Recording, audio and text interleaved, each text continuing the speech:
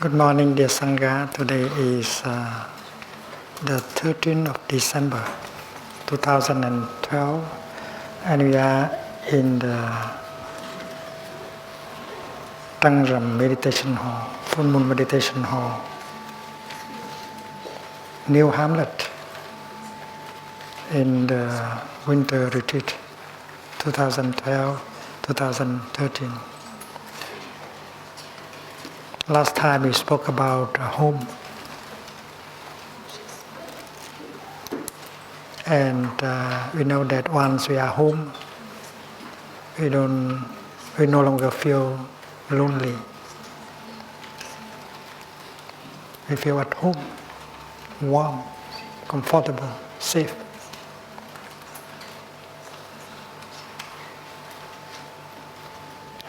Fulfilled. So home is a place where loneliness disappears. But where is home? And the Buddha said it very clearly that home is in us, and there is an island that you have to go back to, the island of self. And this is a practice, not a theory. Loneliness is the ill-being of our time. We feel very lonely, even if we are surrounded by many people. We are lonely together.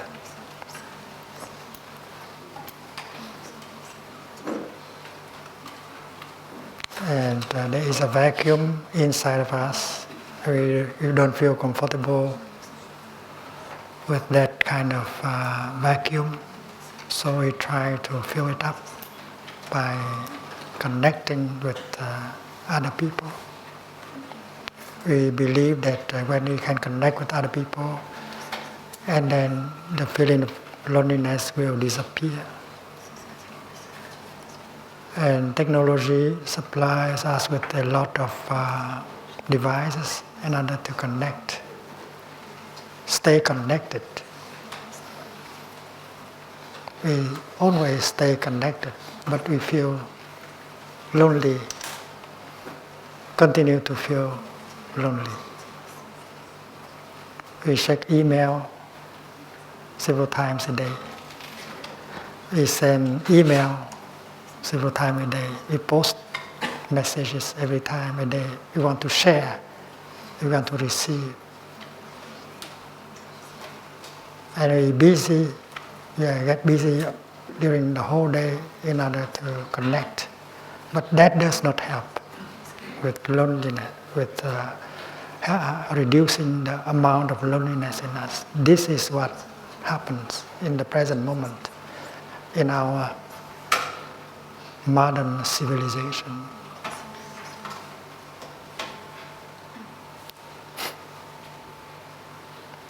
Our relationship is not good. We are not in good relationship with our partner, with our brother, with our sister, with our parents, with our society. We feel very lonely. And we have used technologies in order to try to dissipate that feeling of loneliness, but we have not succeeded.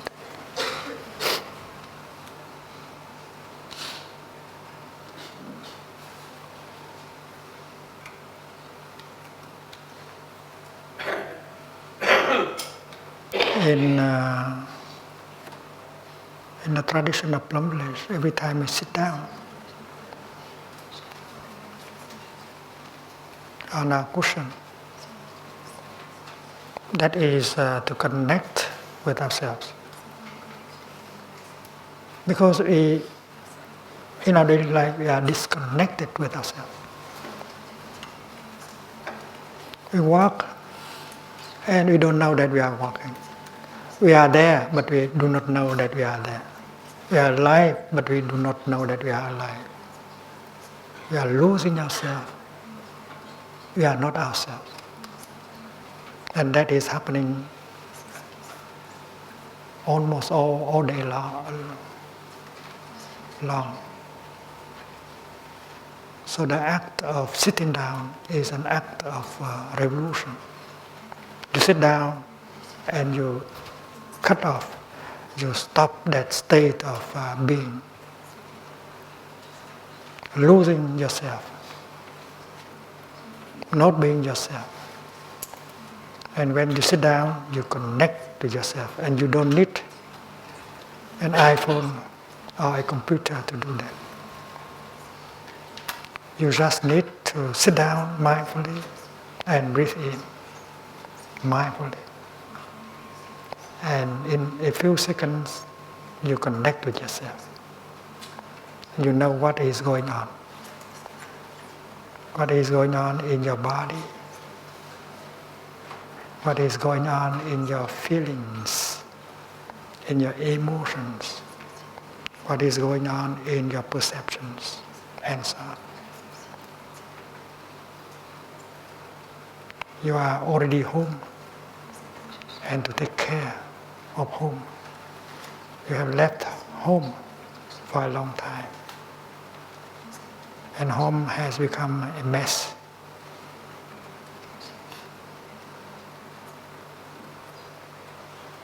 So going home means to sit down and be with yourself and connect with yourself and accept the situation as it is. It is a mess, yes, but I accept it.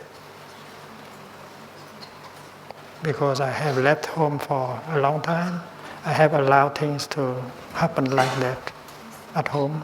So now I'm home, I will rearrange everything. And with my in breath, my out breath, my mindful breathing, I begin to smile at everything. And I will tidy up my home. I allow my body to release the tension while breathing in and breathing out. And the Buddha told me how to do that, how to breathe in and how to release the tension in my body.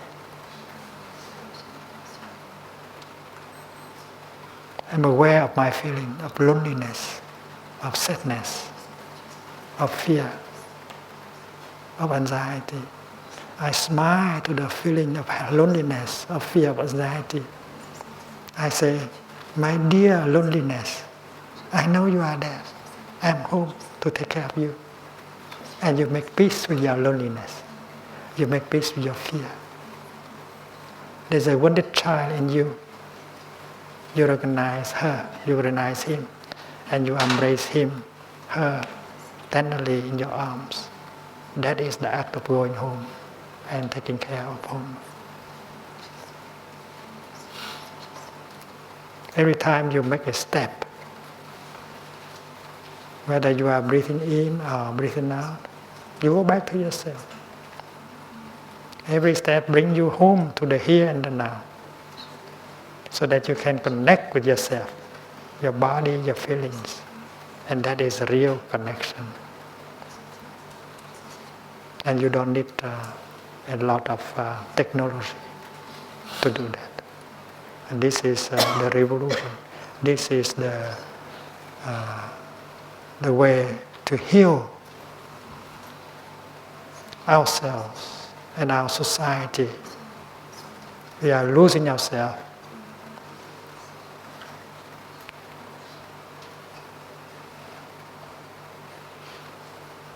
We are lost. We have to find ourselves again. We have to go on. And Christmas is a time when we have to practice going home.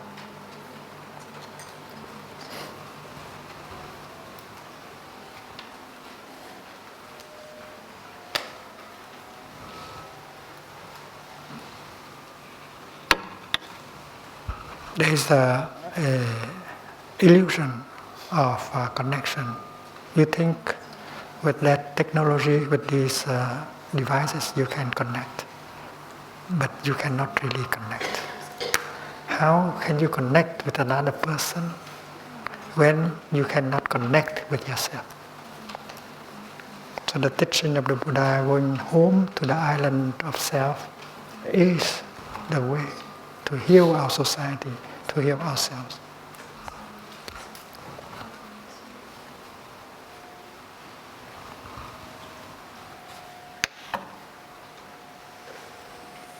So with the act of breathing in, you go inside. The way out is in.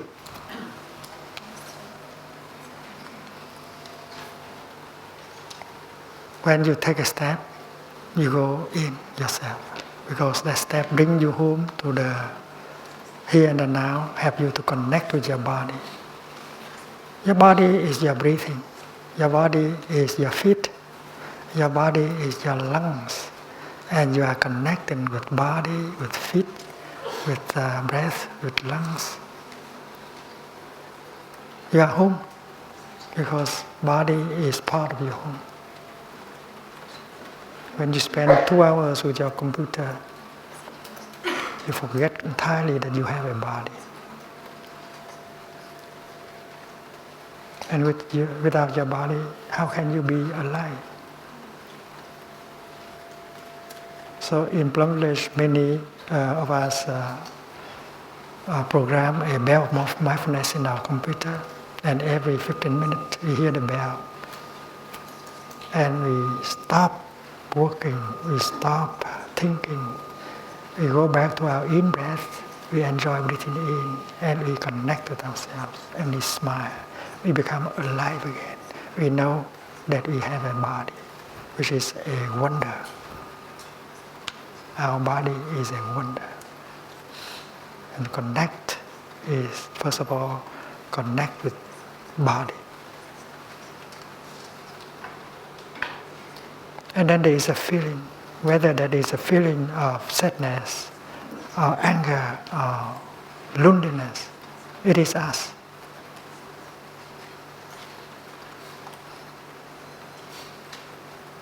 We connect with our in-breath and out-breath. And then with that mindful in-breath, we connect with our feelings. We smile to our feeling. We say, don't worry, I'm home, I'll take care of you. And you embrace your feeling with tenderness, whether it is fear or anger or loneliness. And warm up ourselves with that kind of practice. This is an act of going home truly, and you don't need a technological device to do so.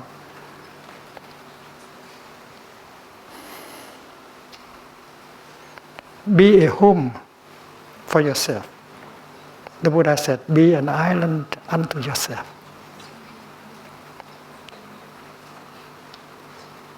Atta Dipa Sarana, taking care, taking refuge in the island of self. That is the practice recommended by the Buddha. So when you walk from the parking lot to your office, why don't you go home with every step? Why do you continue to think, to worry, to suffer? Every step can bring you home. You walk like a Buddha, you walk like a free person. And that is possible. You recover yourself, you connect with yourself with every step.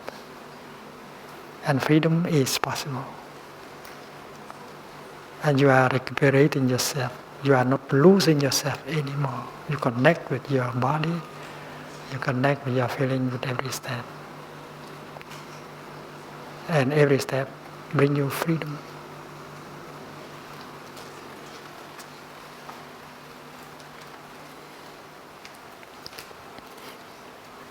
And if you can find a home for yourself, you can help your partner to to find his or her.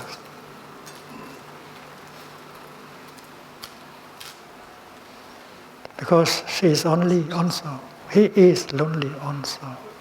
And he is looking for home, for some warmth, some safety. And that is why once you have got a home, you can go to your partner, you can go to the other person.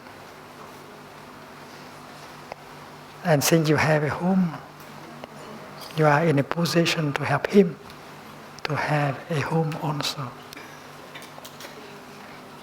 And you are confident because you know how to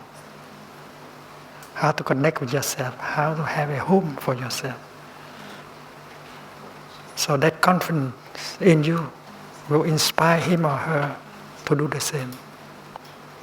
She can find a home in you,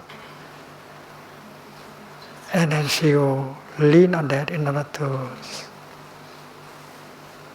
build a home in her. But before you can go to him, to her, to help, you have to help yourself. You have to connect with yourself. And then when you have been able to connect with yourself, and then the next step is possible, will be successful to connect with the other person. And without the first step, the second step is not possible.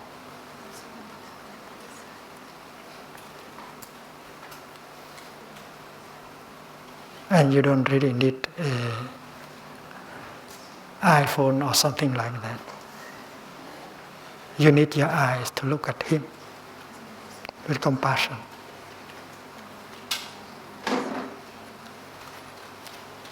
Even if she is not in the same town, you can connect with him, with her easily. Because you are already yourself, you are already home. And whatever you say, whatever you think, will help her, will help him to recover herself. And then when she is able to go back to herself, and your relationship become a real relationship. Because both of you have home. And that's why when you come together, you find home in each other at the same time as in each of you. And this is a collective home for both of you.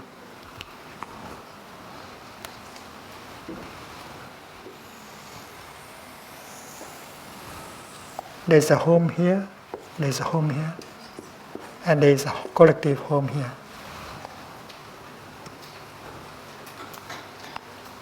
And it is the base of everything. If you want to help society, if you want to help community, if you want to help your country, and then you have to base on this. And when you have a true home, you have happiness, you have safety, you have fulfillment, and then you are in condition to go to the other. Whether they are an individual or they are a society, a group of people. So this is the way prescribed by the Buddha. Everything has to begin with yourself. And the teaching, the practice is very clear. Every breath, every step, every sitting, every act, like drinking, cleaning, if done in mindfulness, help you to go home and to enjoy the wonders of life around you and in you. Your body is a wonder. And the hill, the clear streams of water, they are all wonders. And they have the power to heal.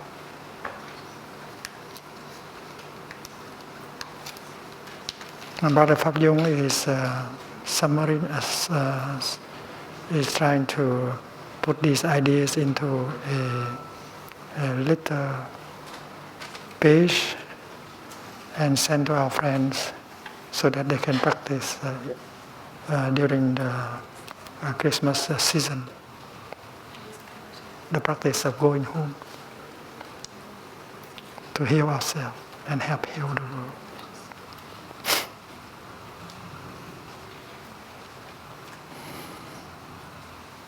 Now we have to go back to the sutra.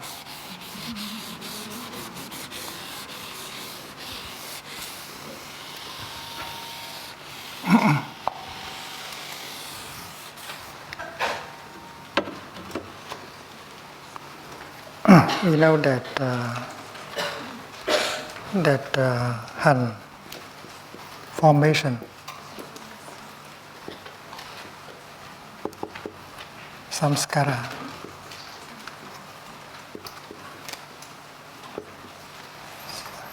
samskrita, samskara.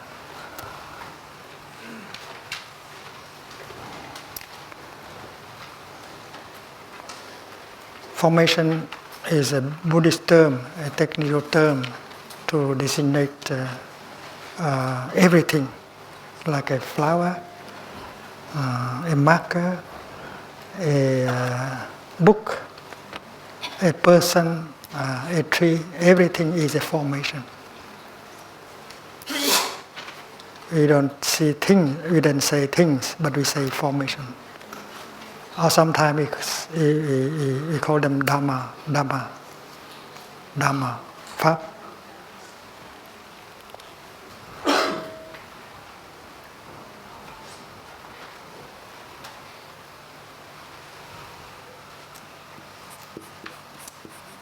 Entities, essences.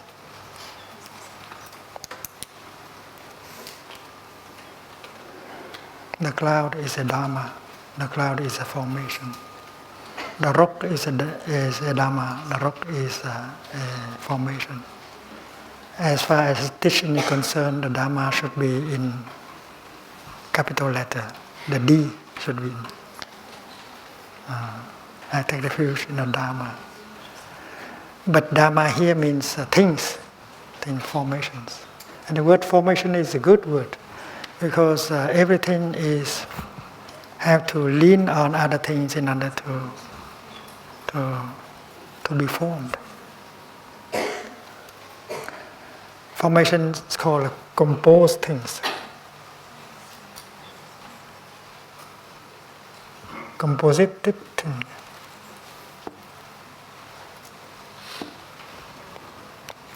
An agglomeration, a coming together of many elements.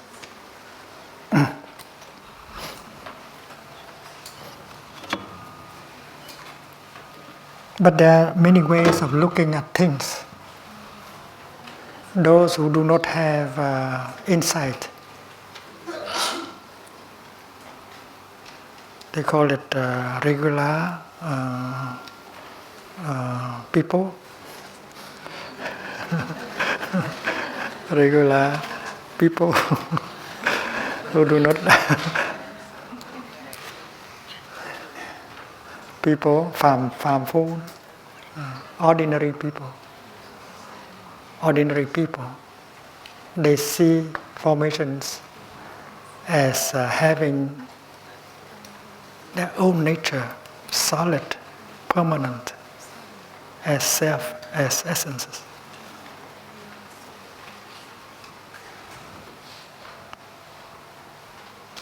They see formations as self and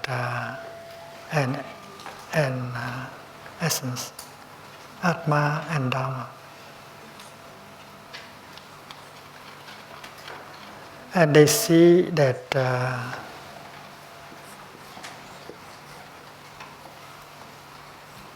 there is action, there is an actor, and there is a person who received the fruit of the action. There is the actor, And there is someone who receives the fruit of his action. Tác giả thọ giá. And ordinary people, the people who have not got the insight, they believe in formations as separated entities, permanent, having self, and they believe that there are owners of the body, of the mind. There is an actor that acts, and there is a feeler, a receptor, a receiver of the fruit of action, of his action. And also, looking at formations like that, they see things in terms of being and non-being.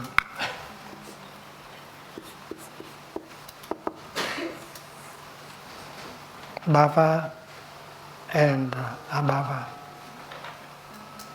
They look at things in terms of being and non-being. They look at things in terms of actor and receiver. And they also see birth and death, production and destruction, creation and destruction. So this is the historical, in the historical dimension. We see there is birth and death, being and non-being,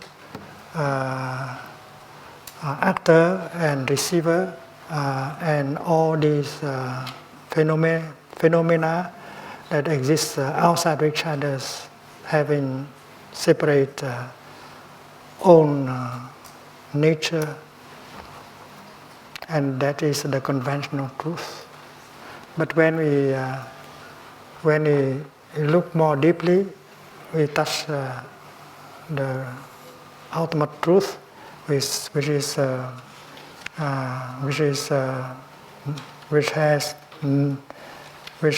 the nature of no birth and no death.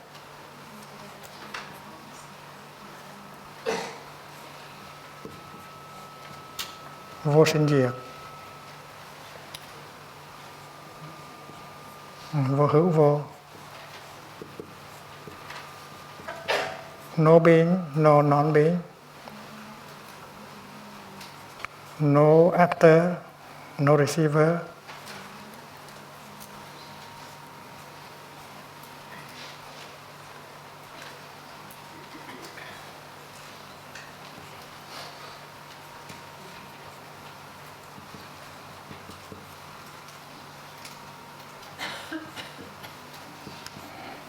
And finally, no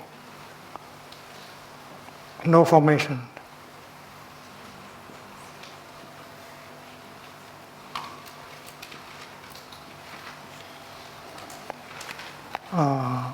Empty formation.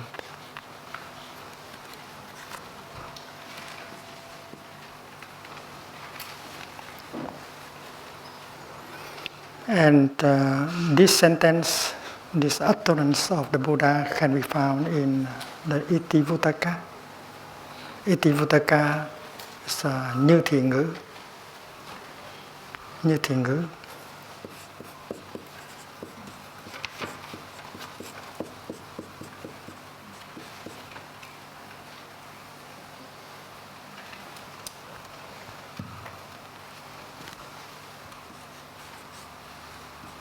And also in the Udana, vô vấn tự thuyết.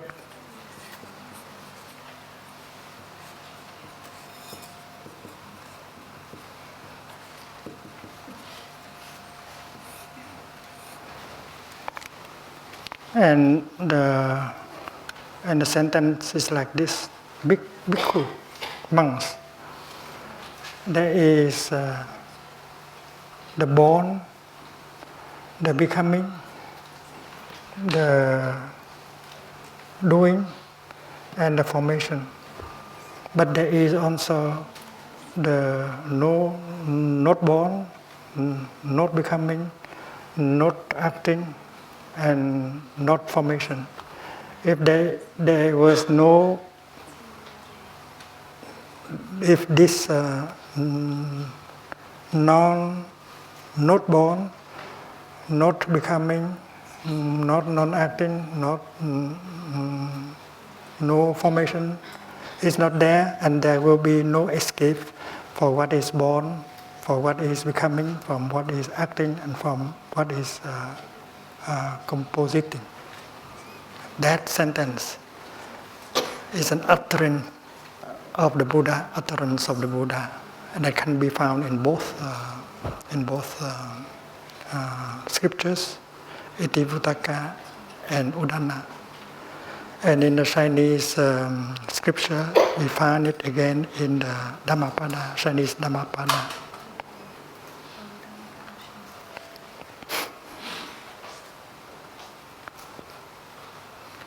So, if we base on this, we can set up 5 kind of nidanas. First of all, there is ignorance, avidya, and because of ignorance, you see the world as formations.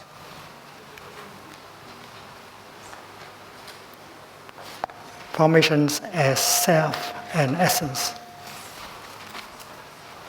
Self and essence.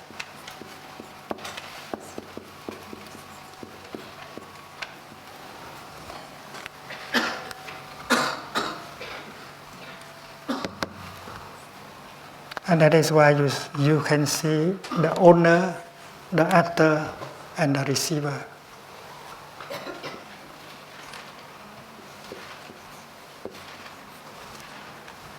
Self. And as you see a permanent self, a separate self, you see that he can be there or he cannot be there, she can be there or she cannot be there. And you have the notion of being and non-being.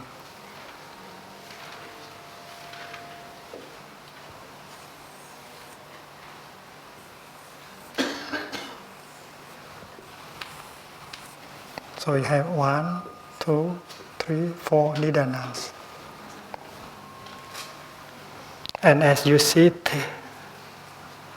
things in terms of being and non-being. You see all things also in terms of birth and death.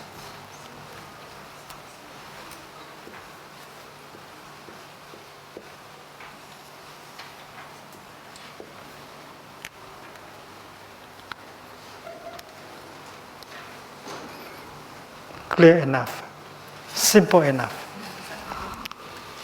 And you get a set of 5 nidanas that are very harmonious. If there is no ignorance, and then you look at the world not in terms of self and separated essences.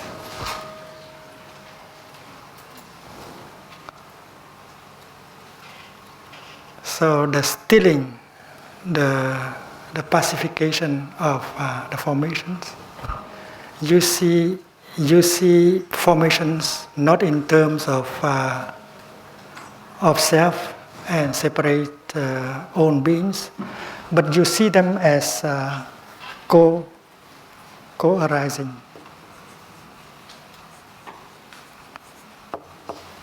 Or co-being. Interbeing, inter-arising. You see in the light of co-arising. With ignorance, you see them as self and separated essence. But with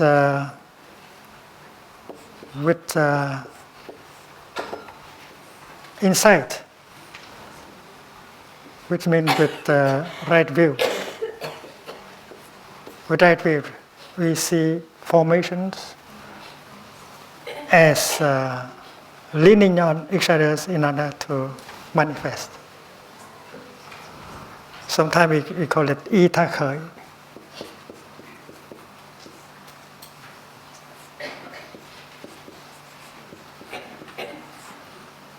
Basing on other things in order to arise. This is a parakalpita and paratantra. Y tha khởi. So with ignorance, you see formations as self and essence. But with insight, with right view, you see them as co-arising entities. And then if you see them as co-arising entities, you don't see them as in terms of actor and receiver anymore.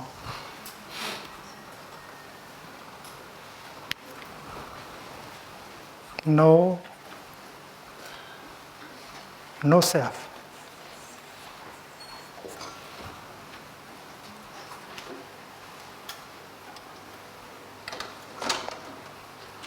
No self. There is the rain, but we don't need a rain to make the rain.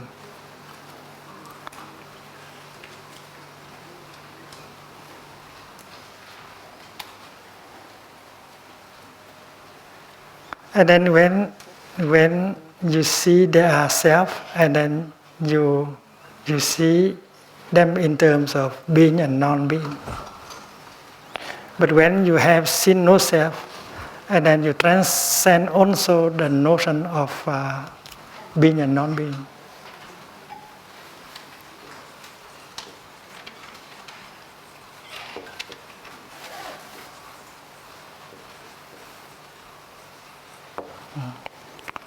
So over here, with ignorance, to be or not to be, that is the question.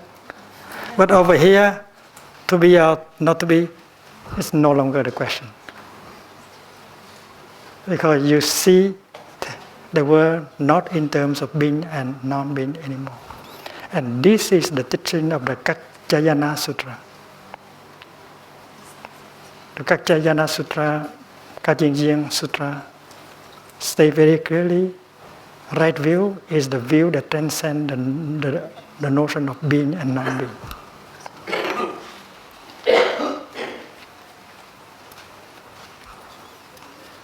And as you touch the nature of no being, no non-being, you touch the nature of no birth and no death.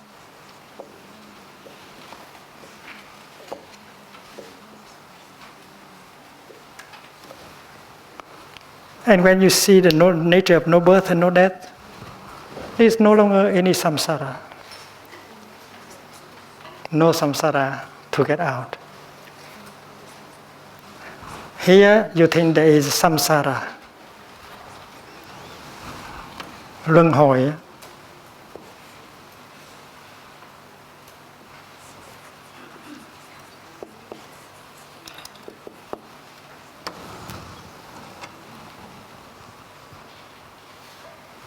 No samsara.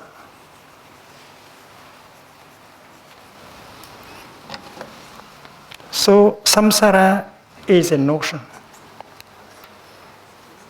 and not a reality. But because you are caught by avidya, ignorance, tà kiến,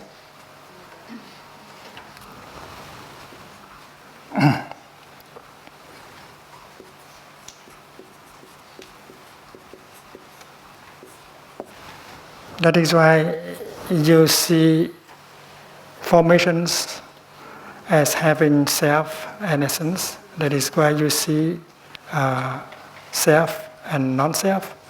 That's why you see being and non-being. That is why you see birth and death. But with right view, you look and you see that everything lean on each other in order to arise. You see the true nature of emptiness, And there you see there is no self at all, there is no being and no being, non-being, there is no birth and no death, and you don't see any samsara to get out. If there is a samsara, and then you have to struggle in order to get out. But if there is no samsara, there is no problem. You don't need to struggle in order to get out of luân hồi anymore, of samsara anymore.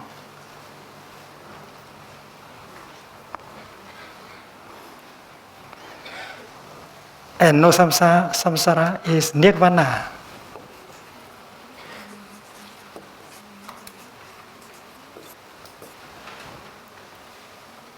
Is a samsara.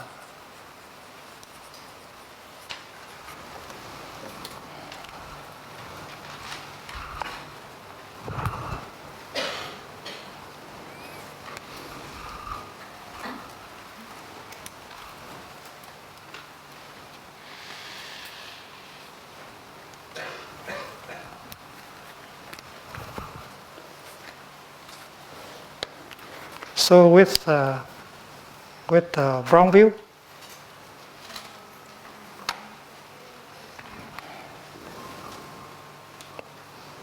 you see things in this way, and you are caught in samsara. And with right view, you see things in this way, and suddenly you don't make any move, and you are not in samsara. It's not the problem of traveling from samsara, outside of samsara, but the way of looking at things. So this is a problem of knowledge, salvation by knowledge, by insight. And that is why we have to look at nidanas in terms of epistemology.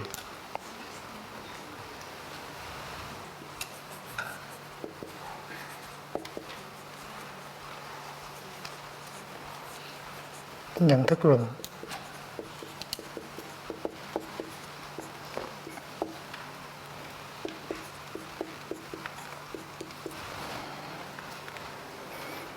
And the nidanas, the 12 nidanas that we used to see a lot in the sutras, they are not expressed in terms of epistemology.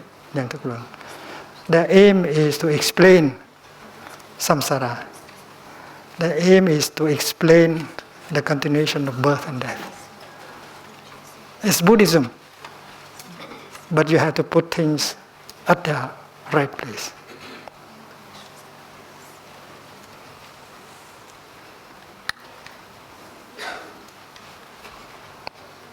Can we erase and continue? Yes?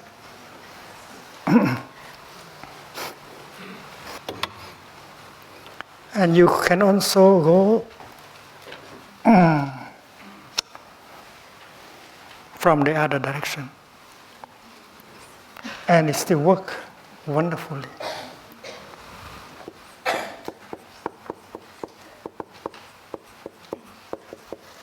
You begin from here. Because of ignorance,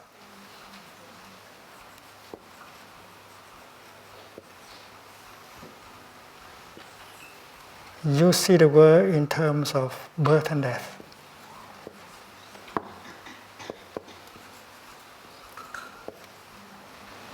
In fact,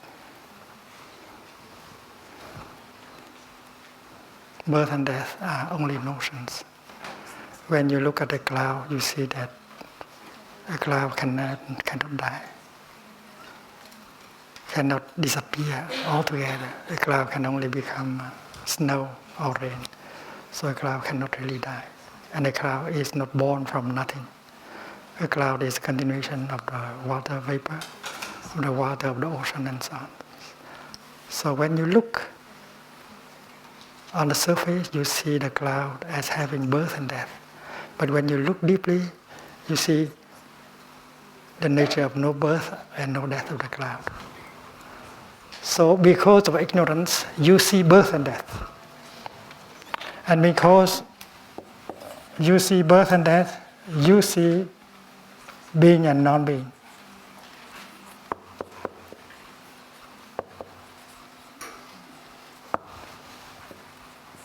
And because you see things in terms of being and non-being, you see that self,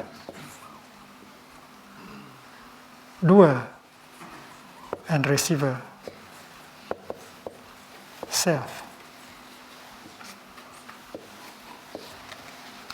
I am not you. Father is not son.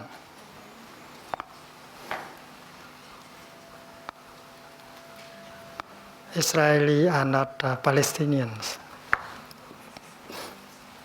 And when we see self like that, we see formation as self, and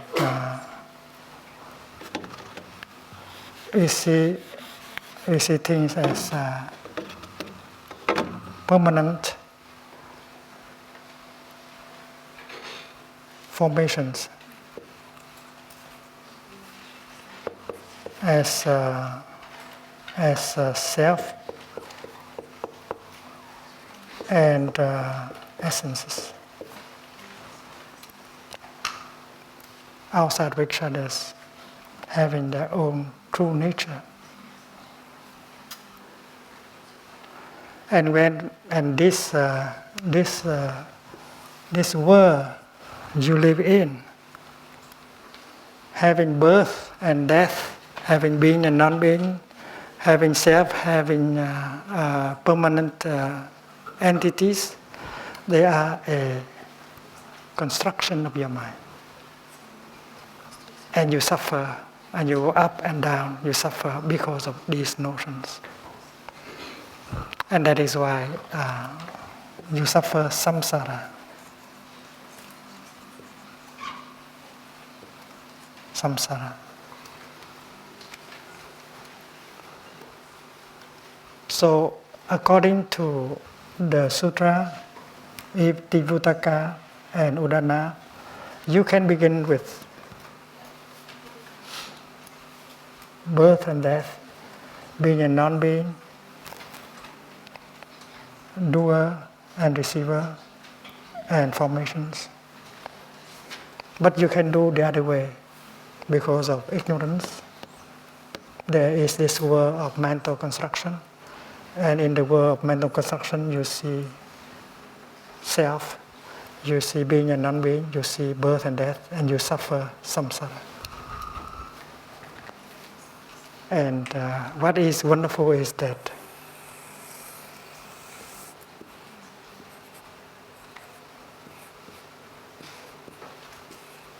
the six nidanas, they engender each other, not only in a linear way,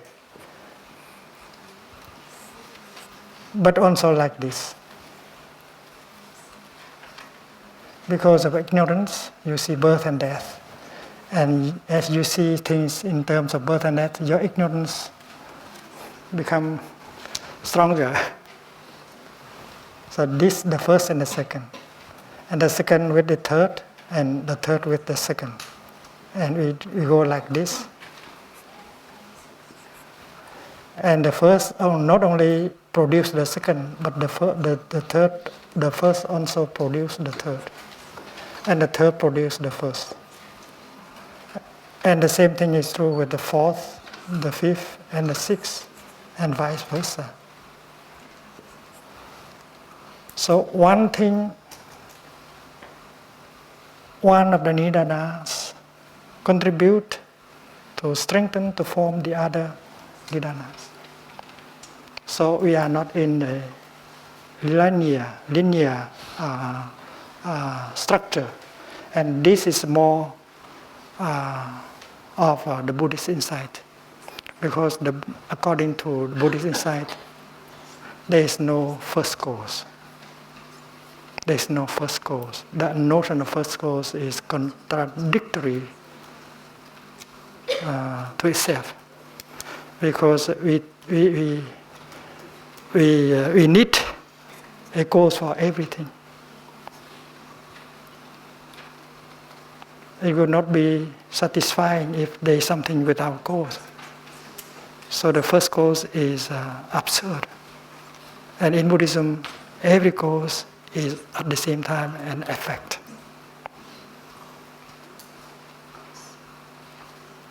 like the cloud is a continuation of the vapor. It is an effect, but it is also the cause of rain. So cause must be effect at the same time.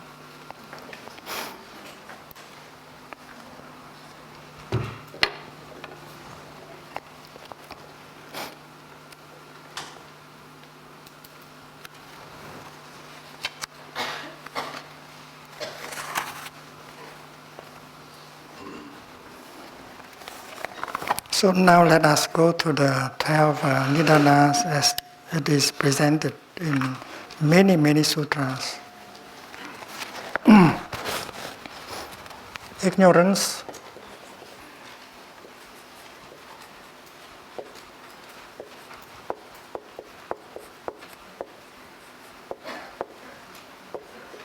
leaning on ignorance,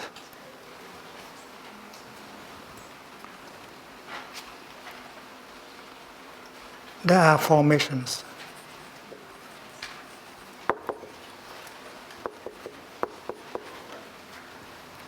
And leaning on formations, there are consciousness.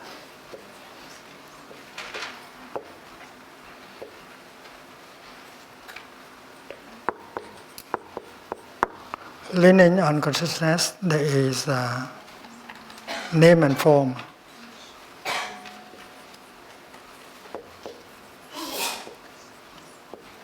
Danh sắc.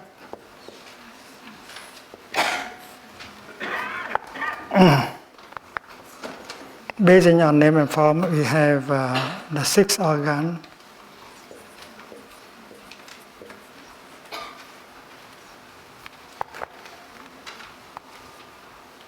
Lục nhập.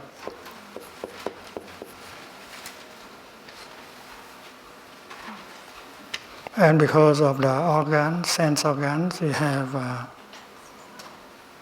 the contact, the touch, xúc,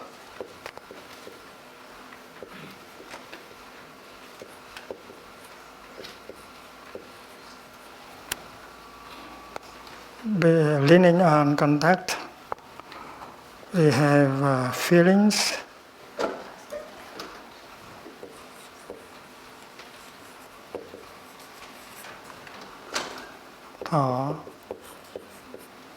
and leaning on feelings, we have craving,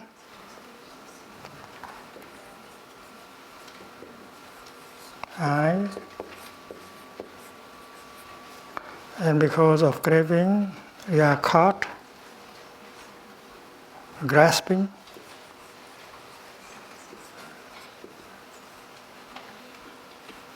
thủ, and because of grasping, we have being, becoming, and because of being, we have to suffer birth again,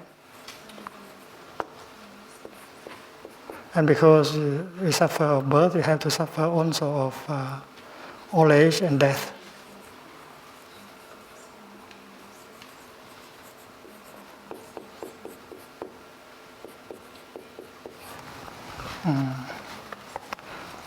So last time we see that there are many weaknesses in this kind of presenting. First of all, it is presented in the linear way. And it gave the impression that ignorance is the first cause. But everything here contributes to strengthen, to make ignorance. So it's better to follow this way of presenting the nidanas. Not only ignorance create formation, but also formation, the way we see things, strengthen ignorance. And the same thing is true with all the other nidanas.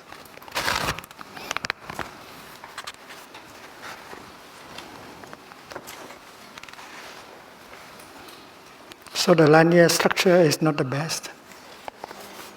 And we know that In the light of independent co-arising, the notion of only cause is not acceptable. The notion of first cause is not acceptable. Because when we observe things, we don't see anything as the first cause. Because everything is also an effect of everything else. So if we demand there is a first cause, it's not consistent. It goes against our logic, our reason. And then if there is this first cause, there is only cause, which is also an error. Because when we observe things, we never see one cause can bring an effect. There is a multitude of causes in order for something to manifest. So both the notion of first cause and only cause should be removed. And presenting the 12 nidanas in a linear way can bring about that kind of misunderstanding.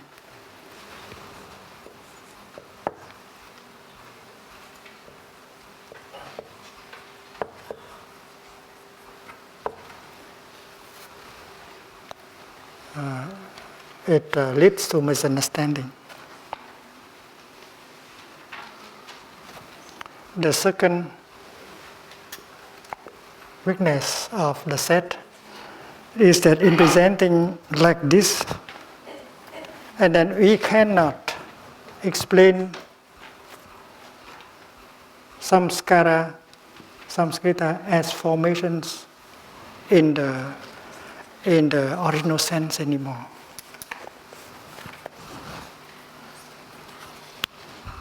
In the other set, we know that from ignorance,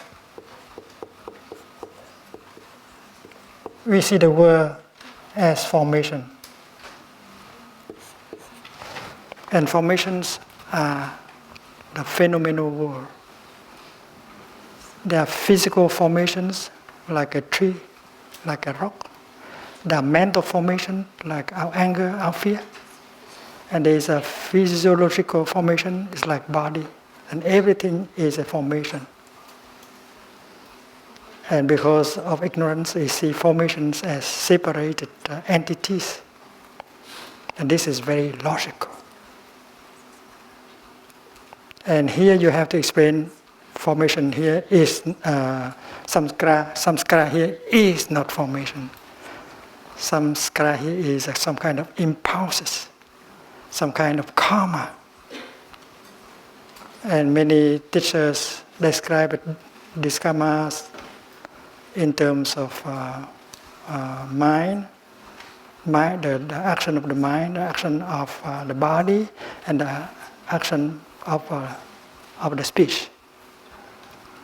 But how can it be possible to have that kind of karma formation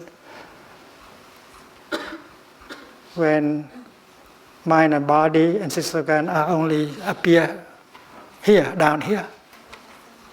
So it's not logical that formation as explained as karma, as action, karma, come first, and then the action of the mouth and of the body and of the mind come later on, much later. That is the second weakness.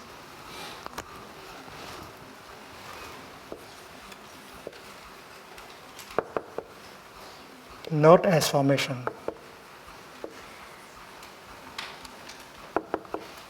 Formation should be understood as dharmas, as phenomena, as formations, as composite things.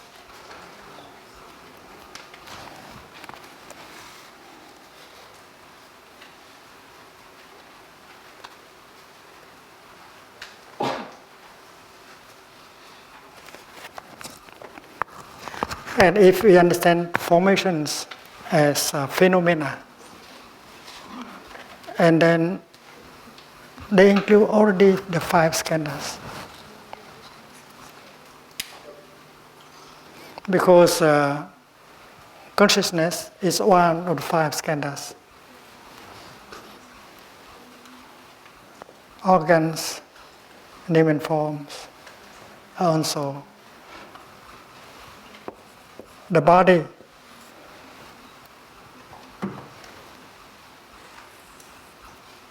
Also already belong. It is also already a formation. The 5 skandhas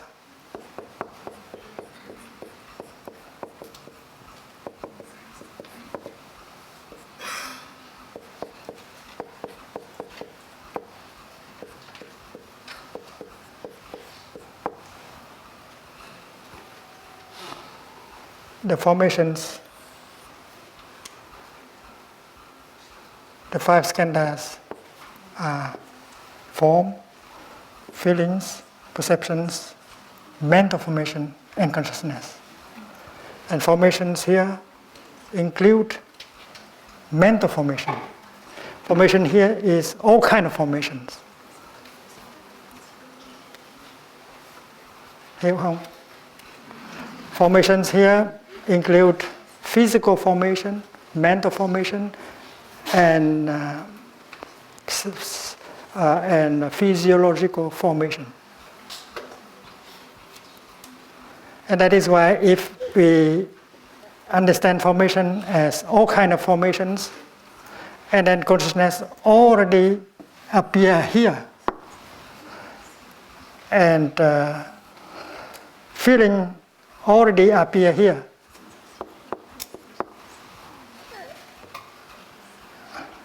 the 6 organs already appear here, and also consciousness also is here. So formations here means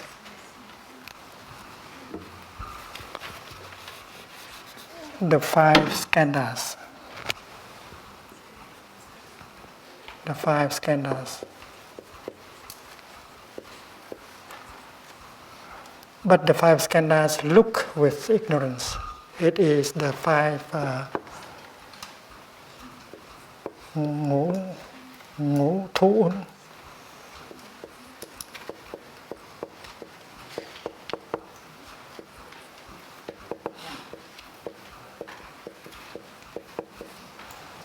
Năm thủ uẩn. Upadana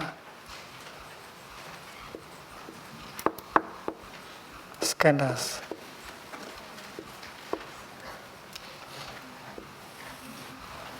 If we have a right view, we don't see them as Upadana skandha, but we see them as skandhas in the light of interbeing, co-arising. But because there is ignorance, we see the 5 skandhas as self and separate.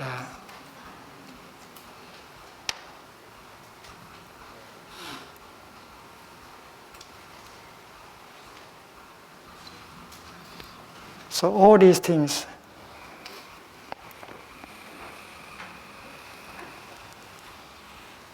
the 3rd, the 4th, the 5th, the 6th, the 7th are already included and in the 5 skandhas in the formations.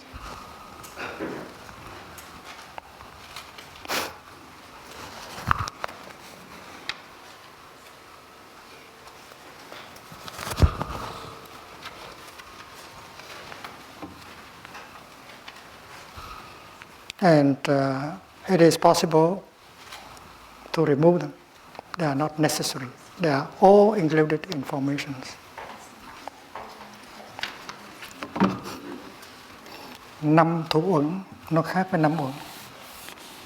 5 thủ uẩn là có ngã, có pháp, còn 5 uẩn mình nhìn dưới ánh sáng của vô ngã thì nó không có bó buộc mình.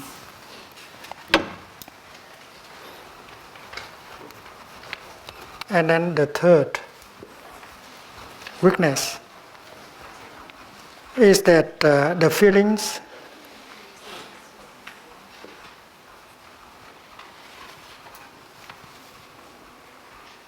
bring about craving.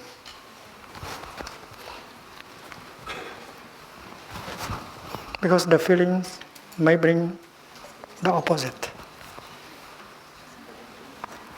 Because when we speak of feelings, we speak of three kinds of feelings: pleasant feeling, unpleasant feeling, and neutral feelings. And to produce, to describe feeling only as pleasant feeling is not correct. In fact, unpleasant feeling, painful feeling is more numerous than pleasant feelings. So it is wrong to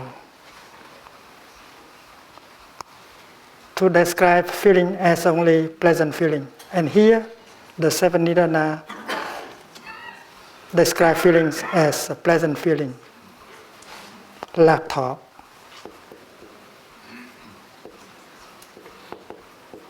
It's very clear, because if it is a painful feeling, and people will not crave for it. And that is the weakness of this set.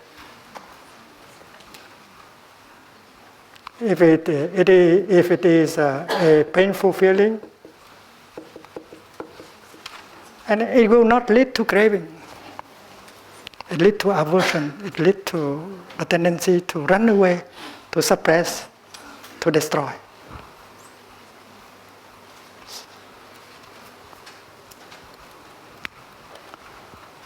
Feeling is only pleasant feeling.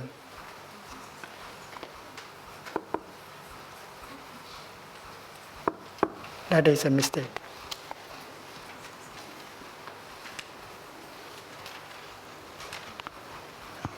And the fourth is that we blame on the five skandhas. We blame on our mind and body as the cause of craving, of grasping. But great beings like Buddhas and Bodhisattvas, they also have a mind and body. They don't have six sense organs. But why they don't produce craving and attachment? So that is not nice to blame everything on the five, on the body and mind, on the six sense basis, right? And here it looks like mind and body, six senses can only bring about grasping and craving, and this is not fair. You blame everything on mind and body. And why the body and mind of a Buddha can generate a feeling of compassion, of detachment, of equanimity.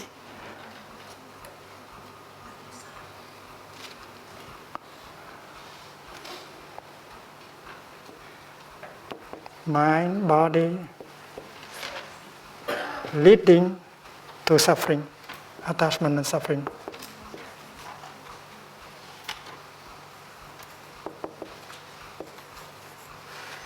Namely to craving and attachment. So in order to be fair, we have to mention all three kinds of feelings here. And we have to mention also not only craving, but aversion.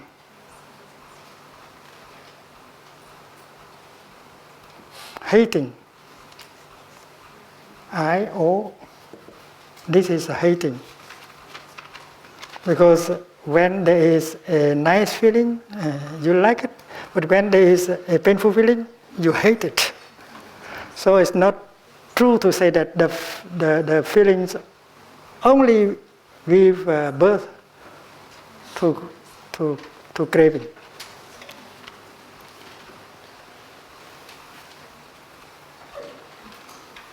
And it's not fair to blame all the suffering to the 5 skandhas. If the 5 skandhas are not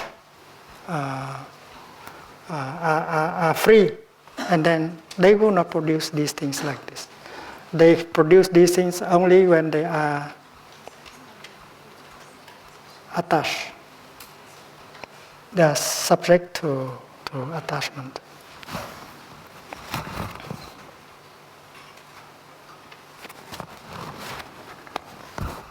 And then as far as grass, the 9 nidana is concerned, to say that is attachment is not complete, you have to say the opposite, which is sa, to release. Because when we recognize something as producing suffering, we are capable of letting go.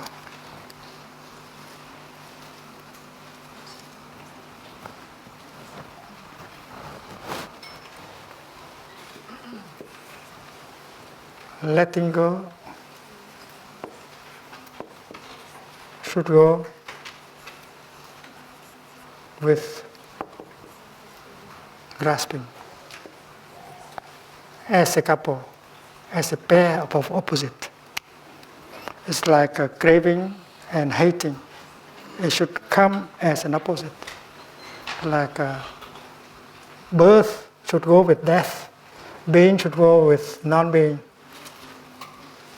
and so on.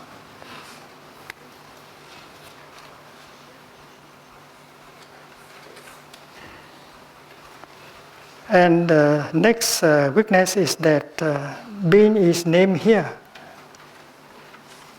as the cause of birth and death and old age.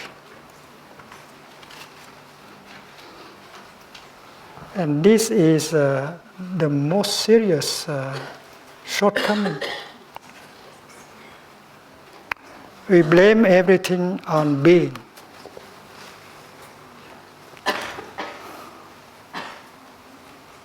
We blame that if we suffer because of being.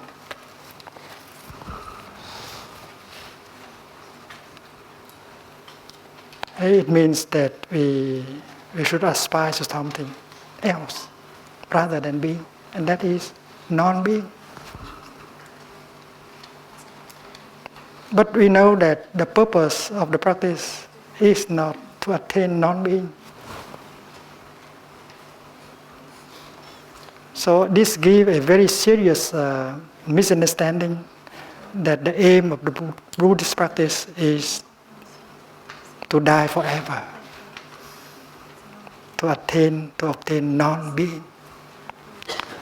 And because they omit the opposite, they should mention also being and non-being. If I have to forget mention the opposite, craving and hating, grasping and releasing, being and non-being. What we should get out of is the notion of being and non-being. What we should attain is not just being, and that is the whole difference. It leads to many misunderstandings. And many Western scholars, when they find this kind of text, they arrive with the conclusion that the Buddhist aims is to erase being. And they want to die forever. They don't want to be reborn anymore. But vô sinh, the aim of the practice, cửa vô sinh mở rồi. It means vô diệt, bất diệt.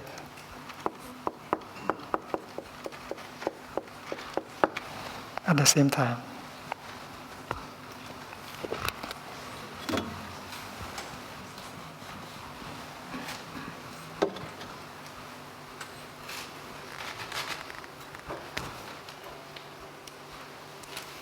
Being should go with non-being.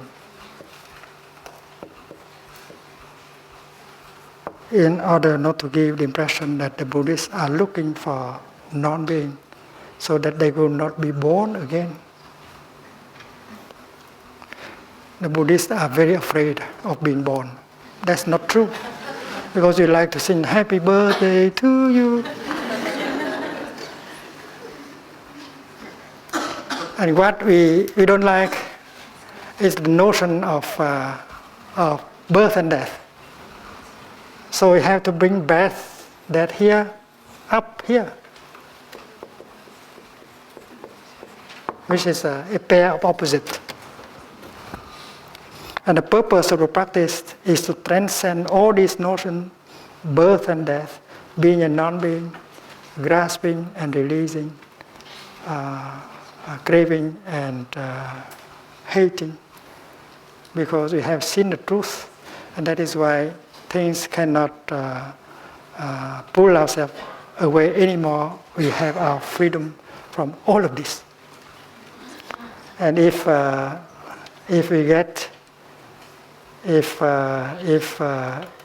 we don't see birth and death, being and non-being, and then there will be no age, no death, no birth, no suffering, no samsara. So this is samsara.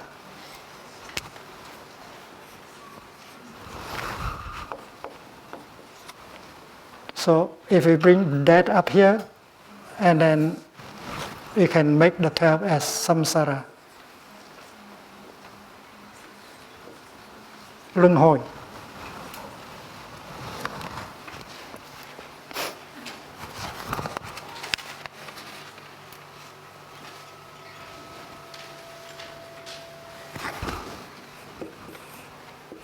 Birth should go with death.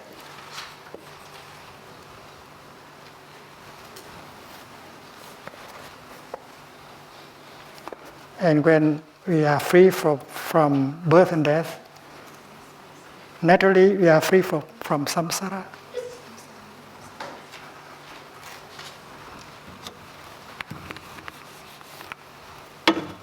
So the 12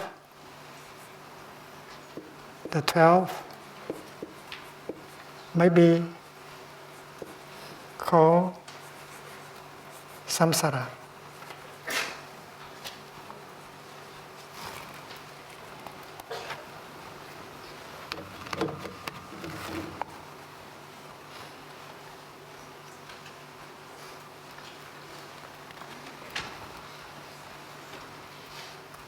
So the 9 weakness of the set is to give the impression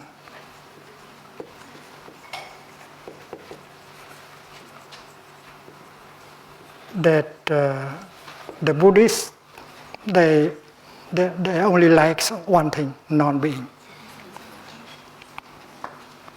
That non-being is them. Eternal death is the aim. This is very serious.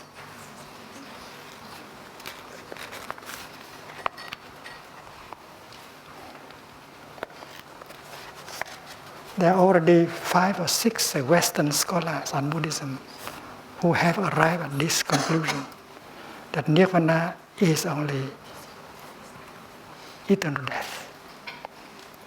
That follow maybe a period of 20, 30 years when the saint is still alive.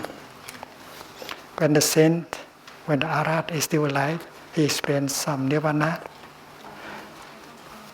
And after he died, he would die forever.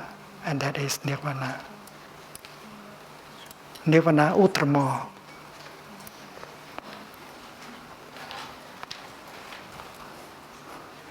And we find out that this set of nirvanas aim at explaining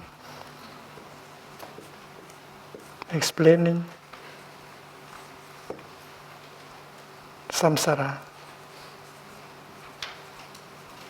the mechanism of birth and of reincarnation, rather than to help us connect with the ultimate. The conventional, we look deeply in such a way that we can connect with the ultimate. And the teaching and practice leading us to the ultimate dimension should be able to help and not to stand on the way. So this way of presenting the 12 links can be useful elsewhere, but not in the teaching of the middle path, because this teaching is không liệu nghĩa. This teaching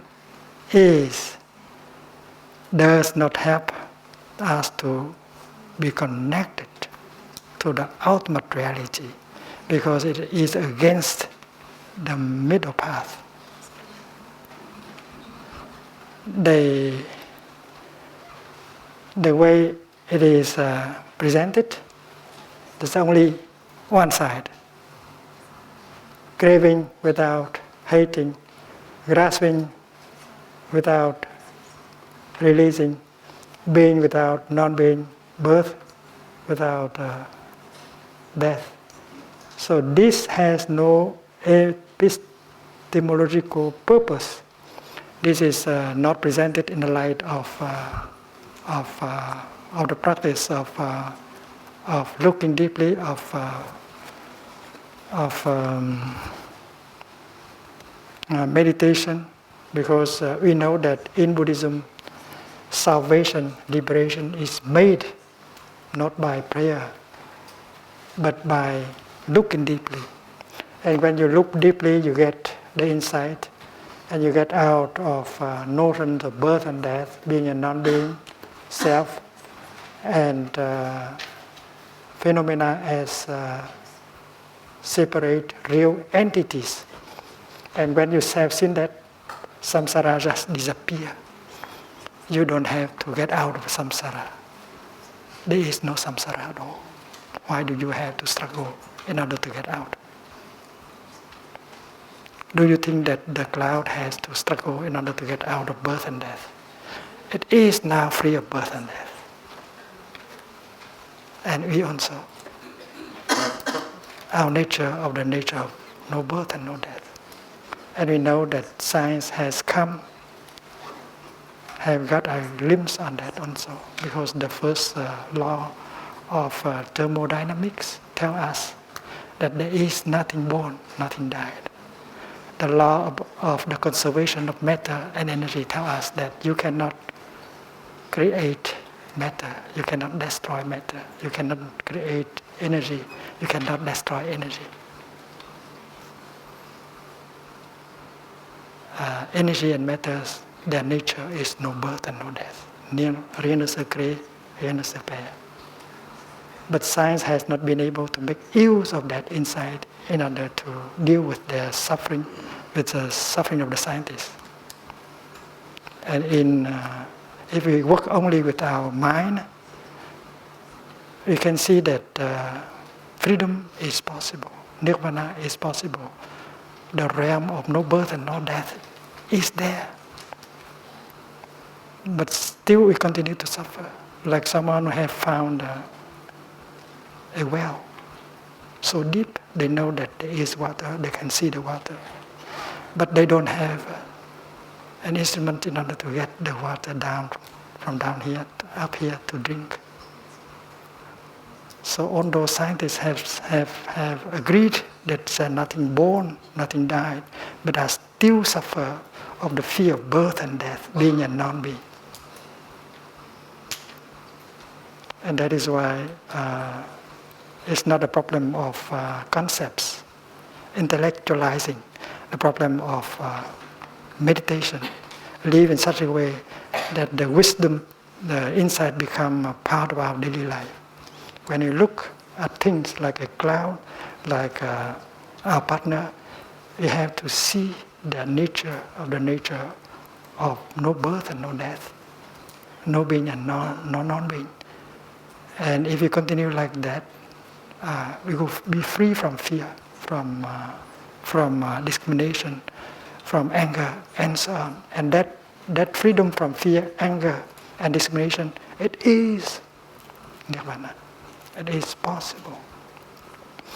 The 5 mindfulness trainings are a very concrete expression of the path. The fourth noble truth, reflecting the insight of interbeing, the insight of no birth and no death. And if we really try to live according to the 5 trainings, we can experience freedom and nirvana every moment. It's like when we step on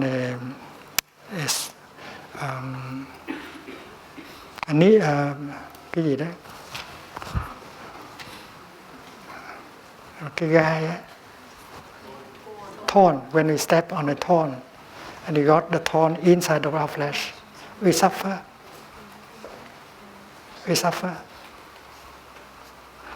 And we think that there will be no peace unless we take it out. And when we are able to take the thorn out, we feel wonderful. That is freedom, that is nirvana. So every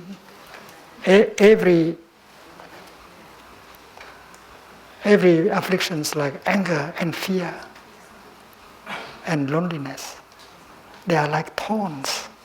And we suffer because the thorns are in there.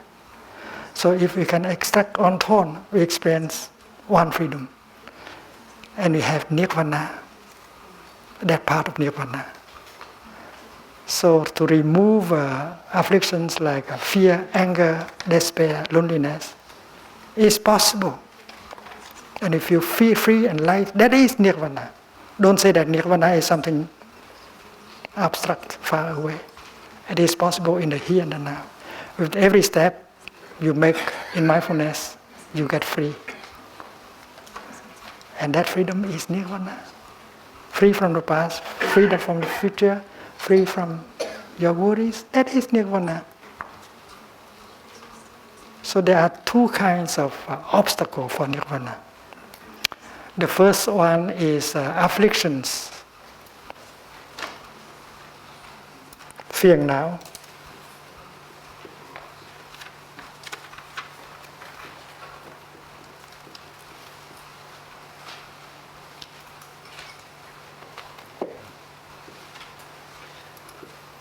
And the second one is a sati.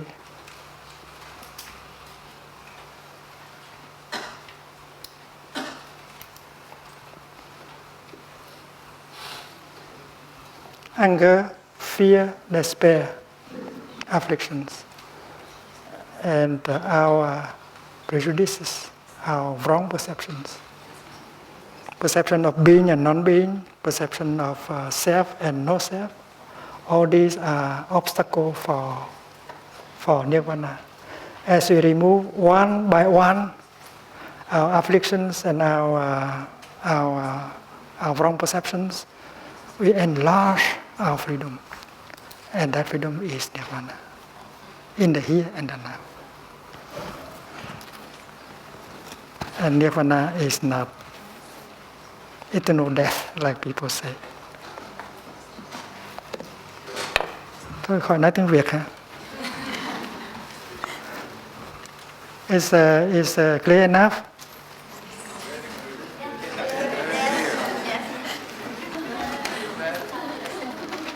Good.